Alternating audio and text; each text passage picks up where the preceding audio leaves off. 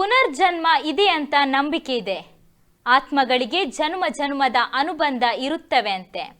ಆದರೆ ಇದು ಯಾವ ಜನ್ಮದ ಅನುಬಂಧ ಆಗಿರಬಹುದು ನೋಡಿ ಇಂದಿನ ವೈರಲ್ ಸೆಗ್ಮೆಂಟ್ ಅಲ್ಲಿ.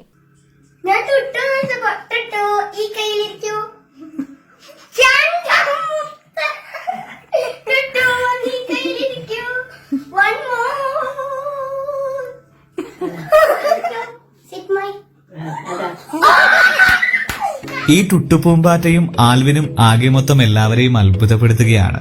ടുട്ടുവിനെ നീട്ടി വിളിക്കുമ്പോ പറന്നു വന്ന് ആൽവിന്റെ വിരലിൽ ഇരിക്കുകയാണ് ഒരു പൂമ്പാറ്റ. അത് കണ്ട് അത്ഭുതമടക്കാനാവാത്ത ആൽവിന്റെ അതേ അവസ്ഥ തന്നെയാണ് ഇത് കാണുന്ന ഓരോരുത്തർക്കും ഉണ്ടാവുക.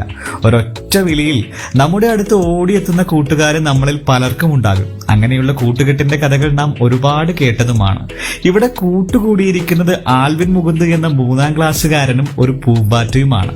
കണ്ണൂർ കിഴന്നയിലെ വീട്ടിൽ രാത്രി പറയാതെ കയറി വന്ന അതിഥിയുടെ ഭംഗി കണ്ടപ്പോൾ ആൽവിന് ആകെ മൊത്തം ഒരു കൗതുകമായി. അങ്ങനെ പൂമ്പാറ്റയുടെ പിറകെ കൂടിയ ആൽവിനെ പോലെ അച്ഛൻ ലിജുവിനും അമ്മ ശരണ്യക്കും അമ്മൂമ്മ യശോദയ്ക്കും അതേ കൗതുകമുദിച്ചു.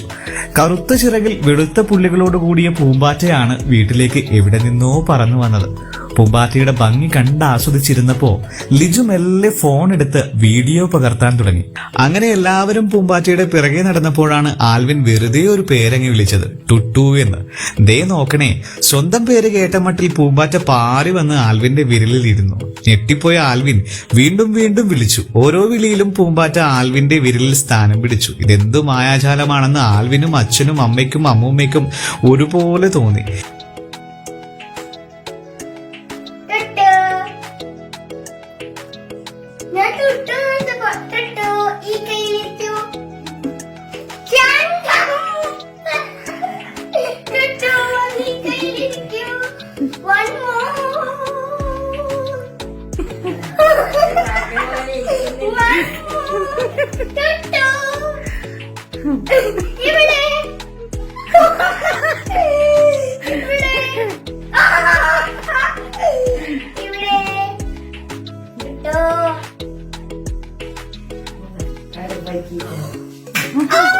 ഇനി ചിലപ്പോ ആൽവിൻ ഒരു സെലിബ്രിറ്റി ആയതുകൊണ്ട് ആരാധന തോന്നി വന്ന പൂമ്പാറ്റയാണോ ഇതെന്നും സംശയമില്ലാതില്ല. കാര്യം വളർന്നു വരുന്ന ഒരു സിനിമാ താരമാണ് ആൽവിൻ മുകുന്ദ്. ഇതിനോടകം തന്നെ ഡിജിറ്റൽ വില്ലേജ് കാസർഗോഡ് റിലീസിനൊരുങ്ങുന്ന ഗു എന്ന ചിത്രത്തിലും അഭിനയിച്ചു കഴിഞ്ഞു.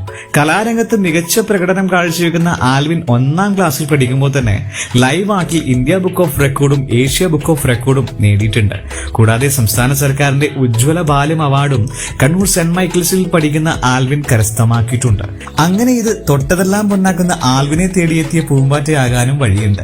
ഏതായാലും വളർത്തുന്ന മൃഗങ്ങളും പക്ഷികളും അല്ലാതെ മനുഷ്യനോട് കൂട്ടുകൂടുന്ന മറ്റു ജീവജാലങ്ങൾ വളരെ കുറവായിരിക്കും. ഒരു പൂമ്പാറ്റ ഇങ്ങനെ വിളികേട്ടു വരുന്നുവെങ്കിൽ അതിന് പിന്നിലെ രഹസ്യം എന്താണെന്ന് ആർക്കും അറിയില്ല. അറിയുന്നവർക്ക് പറഞ്ഞു തരാം. ഇതിപ്പോ ഏതായാലും സംഗതി സൂപ്പറാണ്.